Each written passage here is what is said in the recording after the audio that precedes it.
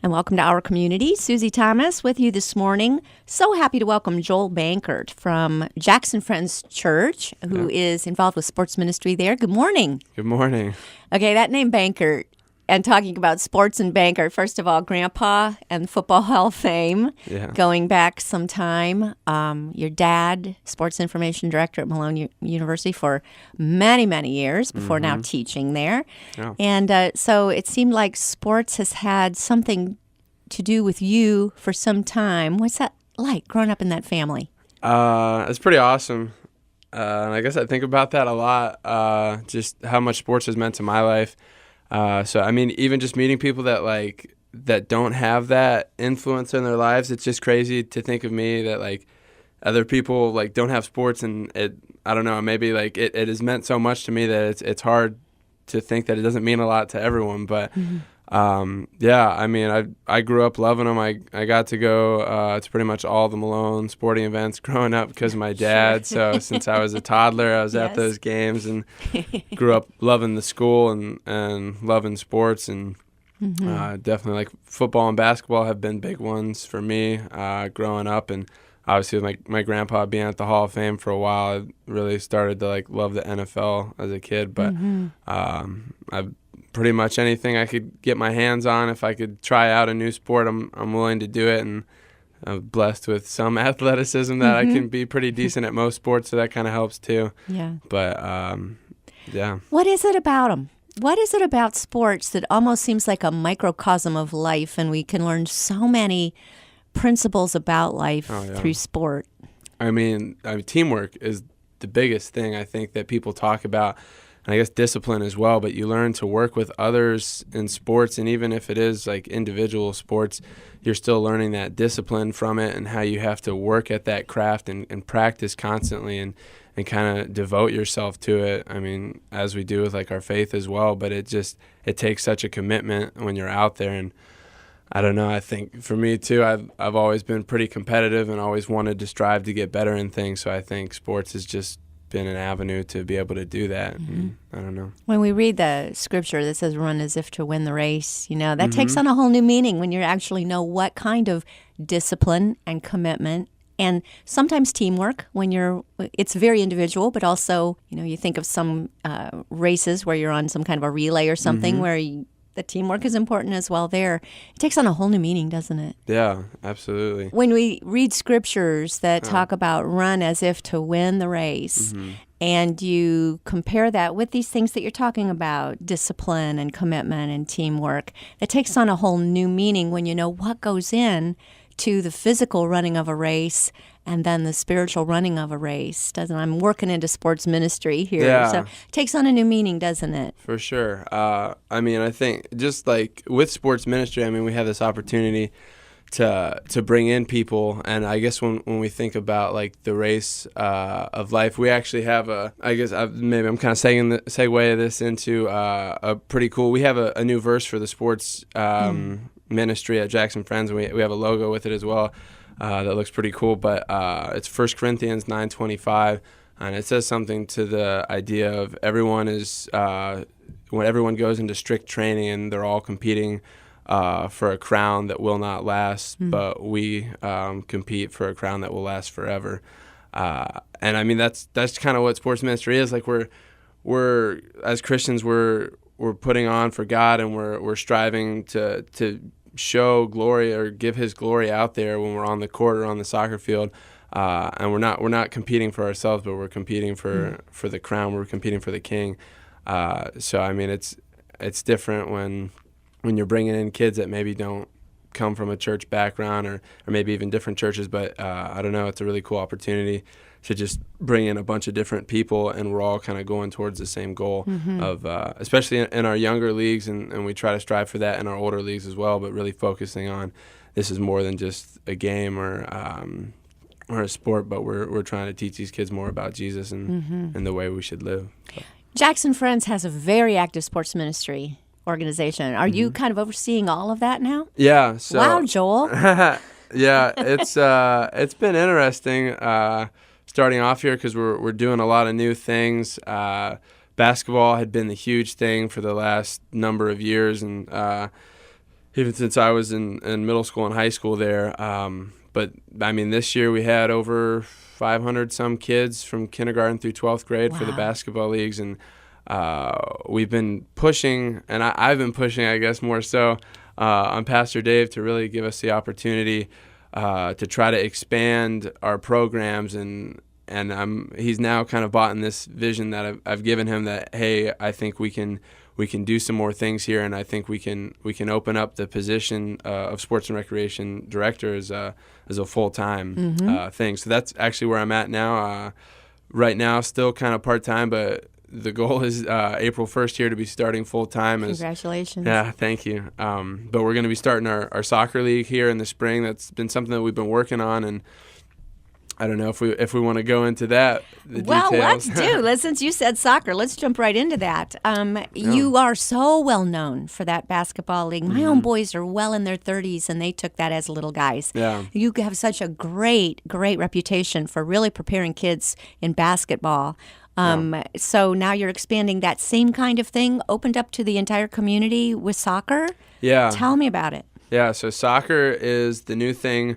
We're getting started here in the spring. We have registrations and everything open for it right now. So the goal is not the goal. It is what it is. It's starting April 8th. The season will start with practices once a week and games on Saturdays, and that'll run like 8 weeks to June 1st will be that last game. But we have a soccer field actually on our site now in Jackson Friends that was kind of leveled out and seeded, and I think there might have been like rocks and things that were taken out in the last couple of years here. Just behind the church, we have a nice field space. So we're starting off with grades kindergarten through 6th because it is a smaller field, but for U.S. soccer regulations, we can go up to about 11 or 12 years old, I think, to meet those requirements. Great.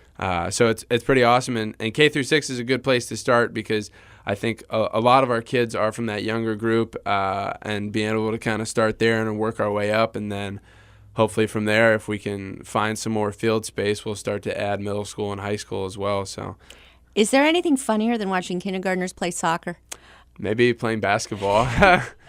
It seems like they're all in one little clump, and they all amazing. chase the ball around until they actually learn how to play positions. But you're going to start at that level. Yeah, it's so much fun. And if you ever come out to Jackson Friends during a kindergarten basketball game, or if you ever seen kindergartners try to play, it is just the cutest thing. You have one kid shooting the ball towards the rim, and all the other kids just have their hands straight up. They're not really looking at the kid. They're looking at the hoop, waiting for the rebound. And it's just the funniest thing because I don't know. I think it's hard for them. Maybe they're not at that point where their motor skills are developed enough to actually get up on their person and wave their hands, but they just put their hands up and are waiting for the ball to come back down. to come to them. Yeah, so it's cute, and that's a fun age. It is a fun age. Now, also, you talk about boys and girls at this age. Sometimes the girls in kindergarten are a little more skilled, I'm thinking of soccer, than the boys in some areas. Will you be serving the girls as well as the boys? Yeah, absolutely. So all of our leagues actually are co-ed, and even up through high school for basketball. It seems to die off a little bit because whatever reasons, maybe girls are getting involved in different sports, or maybe they might be playing for their school. There seems to be more of a pool of boys that maybe didn't make the high school team or the middle school team that come out. So we get more co-ed for our upward. Well, it was our upward league K through 6, and now that's going to be our own thing next year. We'd started with Upward, and we did that for like 8 or so years. And if for those people that aren't familiar with Upward, they're Christian leagues, and they do all kinds of sports. And they gave us an awesome foundation for our kindergarten through 6th grade level. And now to try to make it sustainable for the future, we're going to do it ourselves, and we're really excited about that. But yeah, then going back to co-ed, definitely this year was actually pretty cool. We had an all-girls team that came for our middle school as well. So sometimes you'll get a few floating in there here and there, but they ended up getting a team together to bring that in. So that's exciting, and I hope they continue that next year. Very cool. Help me remember, is there a rule that if a student plays for their school, they're not allowed to participate in church leagues or something? How does that work? Yeah, if you are on any kind of, like, if it's just strictly basketball because of OHSAA regulations, like if you're on a a high school team, like whether it's JV or freshman or varsity, you're not allowed to compete in any rec leagues or anything. I know in the past there's been a JV kid or something that might have tried to come play with us, but we had to tell him that he couldn't because it actually can get the schools in trouble if they do that. They can maybe even like forfeit their season or something like that, from what I've heard. But what a great foundation that you can get before you get into playing for your school team.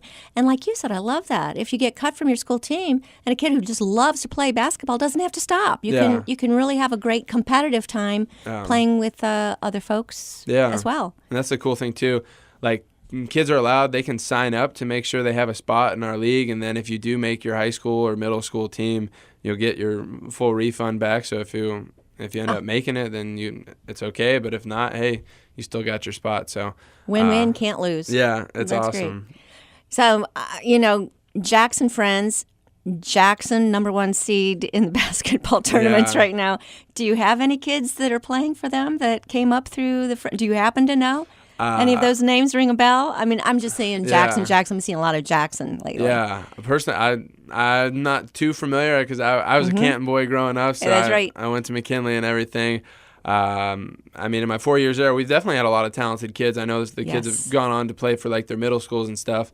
I'm not as familiar with the high school because we've in where we kind of like delegate our positions. I've more so worked with the younger kids, but I mean, you get a lot of talent that come in there, and sometimes kids will make it and they don't end up coming back the next year. And I mean, that's what we want. We want them to be able to go and make it for their school team. You're a launching pad of athletes. So we know you do basketball. You're going to be doing soccer. What other sports can people take through Jackson Friends? Yeah, that's something. There's a few things. I know we have an adult, like we have a golf league that goes in the summer. I haven't really been as involved with that because we have some other people in the church that have really kind of been on top of that in my time here. And I know there's something along the lines of there's an adult softball league, and it's through a different organization. But apparently we have some teams that are in that. So I'm actually interested in getting in on one of those teams. So I need to find out a little bit more about that. The golf league is great. I do know a little bit about that. Yeah. I think definitely in the future we've had interest in doing some things with volleyball. We used to have like an open gym night for adult volleyball on Monday nights, and this last year that didn't go, but that'd be something that we'd be interested in, especially for our youth, to try to do something like that, because we have 2 nets and we have room for 2 courts in our facility.